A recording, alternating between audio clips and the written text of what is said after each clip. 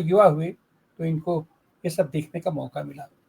और प्रारंभिक शिक्षा वहीं से इन्होंने लिया, हाई स्कूल किया, इंटर किया, और उसके बाद ये आ जाते हैं 2013 में आ जाते हैं, बनारस आ जाते हैं ये। और काशी में क्वींस कॉलेज में इन्होंने वहाँ से एमए किया। इलाहाबाद यूनिवर्सिटी जाते हैं, इलाहाबाद यूनिवर्सिटी से बीए करते हैं। और ख़ास करके जो इनकी रुचि है वो राजनीति, समाजशास्त्र, अर्थशास्त्र और ये खास करके बौद्ध दर्शन में भी इनकी रुचि बढ़ती है।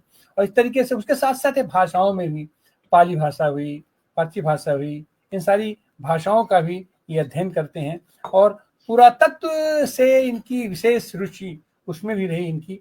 तो कुल जोड़ा करके इनका जो पूरा अध्ययन था, ये बहुआयामी अध्ययन इसे कहा जा सकता है। और इनकी सोच भी कुछ उसी तरीके से रही, बहुआयामी सोच रही। और वहां से ये करीब 1912-13 में आ जाते हैं, लेकिन ये काशी विद्यापीठ से उनका जुड़ाव होता है 1921 में। और वहां पर ये अध्यापन कार्य भी करते हैं, पढ़ते रहते हैं। बाबू शिव प्रसाद गुप्त के नेतृत्व में, महामना मालवीय के आशीर्वाद से, उनके आग्रह पर ये बनारस आते हैं। और बनारस उस समय एक बड़ा अड्डा था समाजवादियों का, या यूं कहिए स्वाधीनता सेनानियों का, और उसमें समाजवादियों का एक बड़ा जमघट, बड़ा अपना होता था। और गांधीवादी लोगों ने एक संस्था यहाँ स्थापित की थी, काशी विद्यापीठ। तो काशी विद्यापीठ मूलतः वहां पर जितने आंदोलनकारी थे उस समय, तो जितने लोग आंदोलनकारी थे उनको निकाल दिया जाता था उनके स्कूलों से। तो वो लोग फिर कहाँ जाएं, क्या जाएं, तो उन सबको काशी विद्यापीठ में वो लोग आते थे और यहाँ अपना पढ़ते थे, पढ़ते रहते थे। अब आज की तारीख में तो वो महात्मा गांधी काशी विद्यापीठ विश्वविद्यालय हो गया है। तो लेकिन उस समय स्थिति दूसरी थी। तो वहां पर इन्होंने पढ़ते हुए फिर वहीं पर इन्होंने 1926 में वहीं ये अध्यापक भी हो गए, अध्यापन कार्य करने लगे। वहीं ये प्रधानाचार्य भी हो गए, उसमें प्रधानाचार्य कहा जाता था। और उसी प्रधानाचार्य से इनके नाम के आगे आचार्य जुड़ा, जो अंत तक आचार्य इनके नाम के आगे लगा रहा। और इस बीच इनका संपर्क कांग्रेस से, तो ये इनका जुड़ाव हो गया था। लेकिन कांग्रेस में भी उसके बाद बीच में गए इलाहाबाद में इनका जो कांग्रेस में उसमें द्वंद्व चल रहा था, नरम दल और गरम दल द्वंद्व चल रहा था। तो इनका गरम दल से संपर्क हुआ। लाल बाल पाल उस समय कहे जाते थे, तीनों उसके नेता हुआ करते थे, और गरम दल से इनका संपर्क हुआ। और फिर ये गरम दल के साथ जुड़ते रहे। बीच में जब कटुता बढ़ गई गरम दल और नरम दल की, बीच में कटुता बढ़ी, तो इन्होंने फिर कांग्रेस में जाना इन्होंने छोड़ दिया। 1905 से फिर कांग्रेस में जाना छोड़ दिए। लेकिन फिर स्थितियां ऐसी बनी, जैसा हम जानते हैं, कांग्रेस तो प्लेटफार्म थी। उस प्लेटफार्म में उस प्लेटफार्म के अंदर स्वाधीन, सबका एक मूल जो बिंदु था वो था कि स्वाधीनता आंदोलन, भारत को स्वाधीन कराना है, इस पर सबकी सहमति थी। तो उसमें कम्युनिस्ट भी थे, समाजवादी भी थे, और ये जो अपने आप को राष्ट्रवादी कहते हैं वो लोग भी थे। सारे लोग वहां मिलकर के इस मुद्दे पर सब लोग थे। लेकिन अंदर अंदर द्वंद्व चलता रहता था। और खास करके वो द्वंद्व जब दो भागों में बटा, नरम दल और गरम दल, तो ये गरम दल के साथ हुई। और फिर गरम दल ने एक तरीके से जब उसका बहिष्कार किया कांग्रेस प्लेटफॉर्म का, तो इन्होंने भी बहिष्कार कर दिया। 1905 से ये जाना वहां बंद कर दिए। फिर बाद में नरम दल और गरम दल के बीच कुछ समझौता हुआ और एकाकार हुआ, सहमति स्वीकृति बनी। तो ये 1916 में फिर ये कांग्रेस में लौटे और कांग्रेस के प्लेटफॉर्म पर ही लौटे। और जब वहां लौटे तो धुआंधार लौटे। उनके सारे आंदोलनों में, चाहे 1930 का नमक सत्याग्रह रहा हो, और उसके बाद ये 2019 से लेकर के 48 तक, 2019 से लेकर 48 तक ये उसके केंद्रीय कमेटी के सदस्य रहे, कांग्रेस में सम्मानित थे। और पंडित जवाहरलाल नेहरू खास करके इन्हें बहुत मानते थे, इनके क्योंकि विचारों से और सारी चीजों से इनको बहुत मानते थे पंडित नेहरू। और इसलिए मानते थे कि जो भी आंदोलन होता था, जब ये लोग जेल में चले जाते थे, अब जैसे खास करके 1930 के नमक सत्याग्रह में भी इन्होंने भरपूर किया, 1932 के आंदोलन में भी, 1941 के आंदोलन में भी। और जब ये लोग जेल चले गए, और खास करके 8 अगस्त का, जो अगस्त क्रांति जिसे कहते हैं, वो नमक सत्याग्रह में जब वो नारा दिया गया, करो या मरो, या ब्रिटिश भारत छोड़ो, तो उस समय जो इनकी गिरफ्तारी हुई, तो ये अहमदनगर जेल में इनको कैद कर लिया गया और वहां पर पंडित नेहरू भी इनके साथ थे। वो एक बहुत ही निर्णायक दौर रहा है।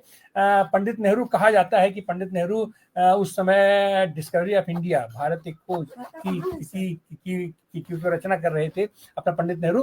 तो उनको उसमें जो ये जो उनको जरूरत पड़ती थी वेरिफिकेशन का तिथियों के लिए और तमाम इतिहास का और ये सब जो उनको जरूरत पड़ती थी, तो उसके लिए ये कहा जाता था कि उनको जेल में मिलेगा कहाँ। तो ये कहा जाता था कि ये आपके पास तो ऐसी जो इंसाइक्लोपीडिया है कि आपको किसी दूसरी चीज की जरूरत नहीं है। तो आचार्य नरेंद्र का उन्होंने उसमें व्यापक सहयोग रहा, आचार्य नरेंद्र का उसमें उनको व्यापक सहयोग रहा, अपना होता रहा। और नरेंद्र भी वहां पर उनके अध्ययन की एक पूरी धारा बदली, दिशा बदली, और खास करके बौद्ध दर्शन का उन्होंने वहां पर बहुत विधिवत अध्ययन किया। और फिर वहीं से एक तरीके से जब ये लोग वहां से निकल करके बाहर आए और 1934 में ही कहिए कि जेपी और लोहिया और इन सारे लोगों के उसके संपर्क में कांग्रेस के अंदर, कांग्रेस के प्लेटफॉर्म पर ही हम देखेंगे कि उस समय कई पार्टियों का उदय हुआ, जन्म हुआ। उस समय आज की तरीके से मनमुटाव नहीं होता था, आज की तरीके से एक दूसरे को दुश्मन नहीं मानते थे। एक वैचारिकी का हमारा भेद था, वैचारिकी का भेद होता था। तो कांग्रेस के ही प्लेटफॉर्म पर कम्युनिस्ट पार्टी भी अलग जो वही थे, उन्हीं के पंडाल में उसकी स्थापना हुई 1925 में। और उन्हीं उसी पंडाल में 1934 में कांग्रेस सोशलिस्ट पार्टी का भी विधिवत गठन होता है। और उसमें खास करके किसानों के सवाल पर, और जो उनका प्रथम अधिवेशन हुआ 1936 में कांग्रेस सोशलिस्ट पार्टी का, तो उसमें किसानों का सवाल उसमें प्रमुखता के साथ उठाया गया और उसको लेकर के, और फिर वहीं जेल में इनका उसके बाद जो पूरा माने कांग्रेस सोशलिस्ट पार्टी की स्थापना हो जाने के बाद भी ये सारे लोग कांग्रेस के प्लेटफॉर्म पर एकजुट होकर के आंदोलन करते रहे। तो ये लगातार उनके केंद्रीय कमेटी के मेंबर रहे आचार्य नरेंद्र भी, और उसमें भी खास करके इनके जिम्मे किसानों से संबंधित जो चीजें हैं और उनकी मांगे हैं, उनकी वैचारिकी है, उसको लेकर के इनको पूरा जिम्मा दिया गया था। और इन्होंने बाकायदे उस पर रिपोर्ट की। और हम देखेंगे कि बाद में आने वाले दिनों में जब ये पूर्ण स्वतंत्रता की प्राप्ति का ये 1956 में वो जो हुआ, तो इंडिपेंडेंस फॉर इंडिया लीग करके वहां गठन किया गया। और ये लोग अपना विभिन्न प्रांतों में, जब कांग्रेस का था कि नहीं वो डोमिनियन स्टेटस की इन्होंने मांग किया, और फिर वहीं से खास करके एक अपना विरोधी स्वर उभरा। और वो विरोधी स्वर इतना हुआ कि इन लोगों का था कि डोमिनियन स्टेट क्या होता है, हमको पूर्ण स्वराज की मांग करनी चाहिए। और फिर वहीं से उसके बाद पूर्ण स्वराज की मांग आती है 1929 के लाहौर अधिवेशन में 1928 के एक कलकत्ता कांग्रेस में वहां होता है कि पूर्ण स्वराज प्राप्ति का वो स्लोगन दिया जाता है, लेकिन ये लोग नहीं माने। तो वहां कहा गया कि अभी इनको मौका दीजिए, अगर ये नहीं देंगे तो हम 1 साल के अंदर हम पूर्ण स्वाधीनता की हम मांग करेंगे। और उसके बाद 1929 के लाहौर अधिवेशन में वहां पर स्वदेशी का प्रतीक चरखा अपनाया गया और पूर्ण स्वराज की वहां मांग होती है। और एक तरीके से 1931 में आकर के जब गोलमेज कॉन्फ्रेंस हुआ और उसके बाद वहां से गांधी लौट के आते हैं, एक तरीके से खाली हाथ लौट के आते हैं, तो लगान मुक्त अभियान इन लोगों ने शुरू किया। ये अपने सारे समाजवादियों ने लगान मुक्त अभियान शुरू किया। और उसी में 1932 में इन लोगों को फिर गिरफ्तार किया जाता है और बनारस से इनका बड़ा गहरा लगाव था, तो बनारस की जेल में इनको बंद कर दिया जाता है। और इनके साथ अपने संपूर्णानंद जी भी थे और सब लोग थे। और वहीं से इनको जो सो संपूर्णानंद और ये सारे लोग जो थे यूपी उत्तर प्रदेश के प्रदेश कमेटी के भी ये सदस्य हो गए थे। और वहीं इन्हें जिम्मेदारी दी जाती है, वही पीरियड होता है, समाजवादी कृषि कार्यक्रम बनाने की इनको जिम्मेदारी दी जाती है। और उसका इन्होंने बेहतरीन तरीके से उसका ड्राफ्ट तैयार किया और दिया गया, जो 1929 में पंडित नेहरू, जिसको वहां से कांग्रेस के सम्मेलन में उसको बाकायदे पारित करा लेते हैं। लेकिन इससे काम बनता नहीं है। फिर 1931 का जो कराची अधिवेशन होता है, वहां पर एक तरीके से वो जो इनका वो था समाजवादी किसी कार्यक्रम था, वह विकास के समाजवादी स्वरूप की वहीं से इनकी परिकल्पना होती है और ये लोग रखते हैं। और 1934 में 17 मई 1934 को विधिवत कांग्रेस सोशलिस्ट पार्टी की स्थापना की जाती है। और उस स्थापना की अध्यक्षता करते हैं आचार्य नरेंद्र देव। तो एक तरीके से कांग्रेस सोशलिस्ट पार्टी का, उसके पहले तो अपना जो मूवमेंट आंदोलन चल रहा था, लेकिन कांग्रेस सोशलिस्ट पार्टी का भारत में समाजवादी आंदोलन का सांगठनिक स्वरूप ये मानते हैं कि वो 17 मई 1934 से शुरू होता है। कांग्रेस का वो ये समाजवादी आंदोलन का वो एक तरीके से आधारशिला, मील का पत्थर उसे माना जाता है। और उसमें पहला अध्यक्षीय भाषण आचार्य नरेंद्र देव का होता है। और उसमें इनका अपने आप में रोमांचित करने वाला उनका वो था। वो देखिए शुरुआत कहां से करते हैं। समाजवाद इस देश में अस्थायी रूप से स्थापित हो चुका है। माने उसके पहले जो कुछ भी वो पूरी घटनाएं थी और कांग्रेस का पूरा मूवमेंट को किस तरीके से समाजवादी लोग उनको अपने तरफ से मोड़ते रहे हैं और उसको एक समाजवादी दिशा देते रहे, ये सारी चीजें होती रही हैं। तो वहां कहते हैं उसमें अपने अध्यक्षीय भाषण में, समाजवाद इस देश में अस्थायी रूप से स्थापित हो चुका है और कांग्रेस के भीतर तथा देश के भीतर भी दिन प्रतिदिन मजबूत और प्रतिष्ठा प्राप्त कर रहा है। कांग्रेस के भीतर उभरे इस नए विचारधारा का सामाजिक आधार लोकतांत्रिक बुद्धिजीवी वर्ग है। कांग्रेस के बाहर इसके अनुयायियों में मजदूरों और कुछ हद तक किसानों के प्रतिनिधि शामिल हैं, जो साम्राज्यवाद विरोधी संघर्ष के वास्तविक क्रांतिकारी तत्व हैं। वास्तव में मजदूर वर्ग की अग्रणी है, जबकि किसान और बुद्धिजीवी वर्ग उसका सहायक है। तो जो समाजवादी आंदोलन का सामाजिक दृष्टि का जो आधार मूल बेस होता है, वो आप उनके अध्यक्षीय भाषण में देख सकते हैं। इनको इस बात का भी मलाल था कि नेहरू उस समय नहीं थे, नेहरू चूंकि जेल में थे, और नहीं तो नेहरू भी उसमें शामिल हुए होते। और नेहरू तो समाजवादियों के अग्रज थे, अग्रणी नेता थे। नेहरू और ये अपने आचार्य नरेंद्र देव जी ये कहीं से अलग नहीं थे। जेपी हो, लोहिया हो, ये सारे लोग एक साथ मिलकर के उसमें तो, और उनकी अनुपस्थिति को भी उस समय इन लोगों ने याद किया नेहरू का, कि आज हम भीतर उनकी अनुपस्थिति का इन्होंने उसको याद किया। और उतना ही नहीं हुआ, उसके बाद 11 अप्रैल 1936 को लखनऊ में किसान प्रतिनिधियों की बैठक होती है।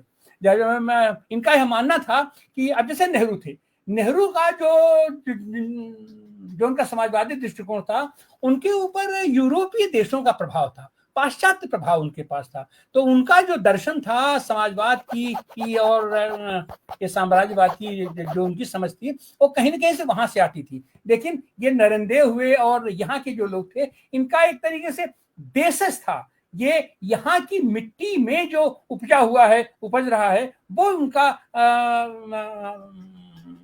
उसको देशज भाव से उसको लेते थे। और इनके भी प्रेरणा स्रोत मार्क्सिस्ट थे, ये मार्क्सिज्म को मानते थे। मार्क्सिज्म मतलब वैज्ञानिक समाजवाद के विभिन्न रूप वहीं से निकलते हैं। एक वैज्ञानिक समाजवाद जिसको कम्युनिस्ट विचारधारा भी कहा जाता है वहां तो। लेकिन मार्क्स के कम्युनिस्ट लोग जो हैं वो केवल आर्थिक पक्षों पर ज्यादा अपना उनका जोर था। और यहाँ इनका कहना था कि नहीं, हमारे देश की समस्या आर्थिक तो है ही, लेकिन आर्थिक से ज्यादा हमारे यहाँ सामाजिक समस्या है। और तो उसको जब तक हम आर्थिक न्याय के साथ साथ सामाजिक न्याय बहुत जरूरी है, क्योंकि हमारे यहाँ का जो विषमता है, आर्थिक तो हम फिर भी हम उसमें सुधार कर लेते हैं, लेकिन यह जो सामाजिक विषमता है, सामाजिक विषमता, आर्थिक स्तर उन्नयन होने के बावजूद भी हमारा वो मामला बनता नहीं है उससे। तो इसलिए हमको ये लेकर के चलना पड़ेगा। और इन्होंने जो परिभाषा दी समाजवाद की, इनका कहना था कि केवल आर्थिक मुद्दा नहीं है, ये जो समाजवाद है ये महान सांस्कृतिक आंदोलन है, यह सांस्कृतिक आर्थिक आंदोलन है, सामाजिक आंदोलन है, राजनीतिक आंदोलन है, उसके साथ साथ यह सांस्कृतिक आंदोलन है। जब तक हम अपने देश के पूरी संस्कृतियों का सम्मान नहीं करेंगे, अपने देश की संस्कृतियों को ही लेकर के नहीं चलेंगे, और उन संस्कृतियों में जो विभेद है, जो एक दूसरे के प्रति कटुता का भाव है, जो एक दूसरे के प्रति अस्पृश्यता का भाव है, उसको भी हमें वो संबोधित करना पड़ेगा, और उसको भी हमको लेकर उसको चलना पड़ेगा। आचार्य नरेंद्र ऐसा नेता है जो शिक्षाविद भी है, मैदान में संघर्ष भी कर रहा है, और संसदीय राजनीति में भी ये जो भाग लेते हैं अपने संसदीय राजनीति में। उसी के साथ हम इनको देखते हैं कि आचार्य नरेंद्र 1947 में, आचार्य नरेंद्र 1947 में लखनऊ विश्वविद्यालय के कुलपति होते हैं, कुलपति हो जाते हैं, और 1951 में 51 से 54 तक काशी हिंदू विश्वविद्यालय के भी कुलपति थे। तो ये, और फिर उसके बाद उसमें रहते हुए भी ये अपना इस सरकार में भी जाते हैं अपना चुन करके। 1934 में 1937 में ये वहां विधानसभा के लिए चुने जाते हैं, उत्तर प्रदेश विधानसभा के लिए चुने जाते हैं, और इनसे कहा जाता है कि आप मंत्रिमंडल में आइए, लेकिन मंत्रिमंडल में नहीं जाते हैं, क्योंकि कांग्रेस सोशलिस्ट पार्टी इस बात की विरोधी थी, इस बात से सहमत नहीं थी कि जहां हमारी बात ही न सुनी जाए, और ऐसे में जहां हम अपने प्रस्ताव हम लागू नहीं करा पाएंगे, तो वहां जाने का क्या मतलब बनता है। तो वो मंत्रिमंडल में नहीं गए, लेकिन उसके बाद भी वहां पर उन्होंने भाषा को लेकर के और इसको लेकर के जो समितियां थी उसको करके ड्राफ्टिंग का और लिखने पढ़ने का काम इन्होंने लगातार करते रहे। और ये सांप्रदायिकता के खिलाफ, खास करके सांप्रदायिकता के खिलाफ इन लोगों का जबरदस्त तरीके से अभियान चलता रहा, और यही कारण है कि कांग्रेस के अंदर जो वहां पर वो पहले तो नरम दल गरम दल चला, और फिर उसके बाद सांप्रदायिक तत्वों से जो वहां मुठभेड़ हुआ, उसके चलते ये उनको जो है फिर उसके बाद ये उसमें एक तरीके से वो क्या कहते हैं कि बहुत संघर्ष चला, और इन सारे लोगों को वहां से अलग होना पड़ा। और 1948 में, खास 48 में भी 37 से लेकर के लगातार उत्तर प्रदेश विधानसभा के ये सदस्य भी थे, और 1948 में ये हुआ कि अब इनके साथ रहना ठीक नहीं है। ये कांग्रेस सोशलिस्ट पार्टी का अपना निर्णय था कि हम इनके साथ नहीं रहेंगे, और इनके साथ ही 11 लोगों ने इस्तीफा दे दिया। अच्छा, उस इस्तीफा के बाद भी अपने आप में वो नैतिक मूल्य की जो इन्होंने स्थापना किया, इनका कहना था, अच्छा कांग्रेस चाहती थी कि नहीं, ठीक है आप अलग हो गए, कोई बात नहीं है, लेकिन इनका कहना था नहीं, हम चुन के आए हैं कांग्रेस पार्टी के बिहाफ पर, तो इसलिए जब हम उससे अलग हो गए तो हमारा यह नैतिक हक नहीं बनता है, हमारा नैतिक दायित्व नहीं बनता है कि हम उसमें सदन में रहें। तो अपना फल ये हुआ कि 1948 में इन लोगों ने इस्तीफा दे दिया वहां पर, और वह एक ऐतिहासिक भाषण है। उसके अंदर 30 मार्च 1948 का ऐतिहासिक भाषण है, जिसमें आचार्य नरेंद्र कहते हैं, दिल को छू जाने वाला उनका वक्तव्य है। कहते हैं, अलगाव हमेशा पीड़ादायक और दुखद होता है। कांग्रेस से हमारा अलगाव हमारे लिए भी कम पीड़ादायक नहीं रहा, लेकिन संस्थाओं और व्यक्तियों के जीवन में ऐसे क्षण आते हैं जब उन्हें अपने प्रिय आदर्शों और उद्देश्यों की खातिर अपनी सबसे प्रिय संपत्ति का त्याग करना पड़ता है। हम आज अपने पैतृक घर को दुखी और भारी मन से छोड़ रहे हैं, लेकिन हम अपनी विरासत पर अपना दावा नहीं छोड़ रहे हैं। हम भौतिक वस्तुओं पर अपना दावा नहीं करते। यह खजाना आदर्शों और महान उद्देश्यों का है। हमें अपने ऊपर कोई मिथ्या अभिमान नहीं है। हम अपनी सीमाओं को जानते हैं और अपनी कमियों के प्रति सचेत हैं। हम बस इतना कहना चाहते हैं कि हम अपनी विरासत के योग्य सिद्ध होने का प्रयास करेंगे। हम हमेशा व्यक्तिगत आक्षेपों से बचने का प्रयास करेंगे और ऐसे किसी भी विवाद में नहीं पड़ेंगे जो सदैव महात्मा की शिक्षाओं का का वो करे। तो ये अपने आप को गांधी के आदर्शों से जोड़ करके चलते थे। गांधी ही इनके प्रेरणा स्रोत थे। 1926 में जब इनकी गांधी से मुलाकात होती है ये काशी विद्यापीठ में, तब से लेकर के और अंतिम समय तक उनका जो भी दर्शन रहा है वो उसके साथ हो चले हैं। लेकिन उसके बाद उनको एक पीड़ा हुई। पीड़ा तो खैर नहीं होनी चाहिए। जब वो अलग हो गए लोग तो उपचुनाव हुआ 1948 में। तो उपचुनाव हुआ और तो अब कांग्रेस में तो जो अंदर लोग थे उनको था कि यही सबसे ज्यादा वो क्या करें इनका नेता बनता है, इसको हराना बहुत जरूरी है। तो आचार्य नरेंद्र उसमें गोरखपुर क्षेत्र से आते थे, गोरखपुर के पूर्व में, और उनके साथ कंधे से कंधा मिलाकर के कर रहे थे राघव दास जी। साकेत महाविद्यालय की इन्होंने स्थापना किया और बहुत जबरदस्त तरीके से किसान आंदोलन में भी उनके साथ थे। तो राघवराव कांग्रेस में थे। तो ये गोविंद बल्लभ पंत वगैरह, नेहरू नहीं चाहते थे कि इनके खिलाफ कोई कैंडिडेट खड़ा किया जाए या ऐसा हो, लेकिन अब कांग्रेस का निर्णय था। नेहरू तो वहां पर अल्पमत में थे, नेहरू की बात कौन सुनता है। तो बाबा राघव दास को इनके अगेंस्ट खड़ा कर दिया गया वहां पर 1942 के उस चुनाव में। और वह चुनाव एक तरीके से बहुत ही आकर्षक चुनाव है। आकर्षक ये है कि अब जाहिर सी बात है कि लोग जीतने के लिए कल बल छल सब इस्तेमाल करते हैं। तो बाबा राघव दास अपने आप को पंडित कहते थे और उन्होंने गाय लेकर के घूमना शुरू किया और इनको घोषित किया कि ये तो नास्तिक है, ये तो धर्म को मानता नहीं है और ये तो राम मंदिर का विरोधी है। और इस तरीके से इनके खिलाफ जो पूरी की पूरी माहौल बनाया गया और खास करके महिलाओं के बीच जो माहौल बनाया गया, उससे ये बहुत ही दुखी थे। उस समय धर्म विरोधी इनको कहा गया, नास्तिक कहा गया और राम रावण संवाद के पर्चे बांटे गए। उसमें कहा गया कि ये अपने राम, ये राम के प्रतीक है राघव राम जी, नहीं ये राघव दास जी, और नरेंद्र जी को रावण का प्रतीक कहा गया। तो यह सिंबॉलिक इस स्तर से हुआ, जबकि उनको दुख इस बात का है कि कांग्रेस को तो हम लोगों ने मिल करके, जो हमारा संविधान है वो धर्मनिरपेक्ष संविधान है, वहां सांप्रदायिक ये सांप्रदायिकता का बू नहीं आना चाहिए, इस तरीके की बात नहीं होना चाहिए। लेकिन अब चुनाव तो चुनाव है और उसमें आचार्य नरेंद्र जैसे शीर्षस्थ बुद्धिजीवी और जमीनी नेता को राघव दास के हाथों हार इनको करना पड़ा। राघव दास जी को 5392 वोट मिला और अपने आचार्य जी को 4080 वोट मिला। तो पहले हुआ कि 1312 वोट से आचार्य नरेंद्र हार गए और ये अपने आप में बहुत दुखद रहा। इसका उन्हें बहुत आघात भी लगा और हार गए इसलिए आघात नहीं लगा, उनका लगा कि कांग्रेस ने जिस तरीके से इनका चरित्र हनन किया और इनको एक तरीके से वो जो सो उसके रूप में पेश किया, ये खलनायक के रूप में पेश किया, धर्म विरोधी रूप में पेश किया, ये तो गलत था, इनका कहना था। फल हुआ कि अंततः फिर उसके बाद ये समाजवादी आंदोलन तब तक अपना काफी मजबूत हो चुका था। तो 1952 में इन्हें राज्यसभा के लिए उत्तर प्रदेश से भेजा गया।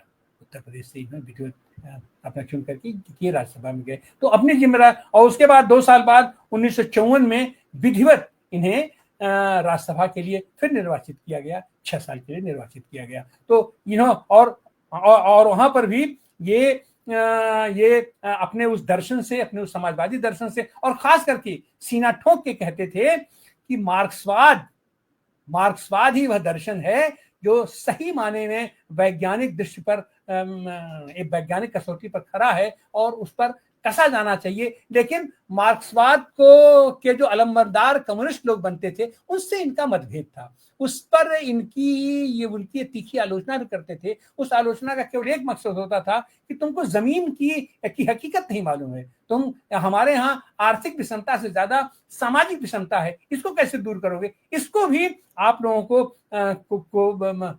इसको संबोधित करना चाहिए। और मार्क्स को वो महान लोकतंत्रवादी और मानवतावादी के रूप में वो उसको स्वीकार करते थे, जबकि और वहीं पर मार्क्स और गांधी को एक साथ मिला करके चलने की दृष्टि इन्होंने वहीं से विकसित की। और कालांतर में ऐसा अद्भुत विश्लेषण शायद ही कहीं मिलेगा कि गांधी और मार्क्स को तो लोग अलग अलग दो सिरों पर खड़ा कर दिया करते हैं, लेकिन आचार्य नरेंद्र का दर्शन वो नहीं कहता है। वो उनके साथ गांधी को लेकर के चलता है, गांधी का करुणा, गांधी का ममता, गांधी का ये धर्मनिरपेक्षता का भाव, इन सारी चीजों को जोड़ करके वो लेके चलते हैं। और इस तरीके से अंत तक उन्होंने देश की सेवा की, संसद में सेवा की, शिक्षालयों में सेवा की, शिक्षा जगत में सेवा की, और अपना वो निरंतर जो उनका अध्यापकीय स्वरूप था, पार्टी में भी, आंदोलन में भी, संगठन में भी,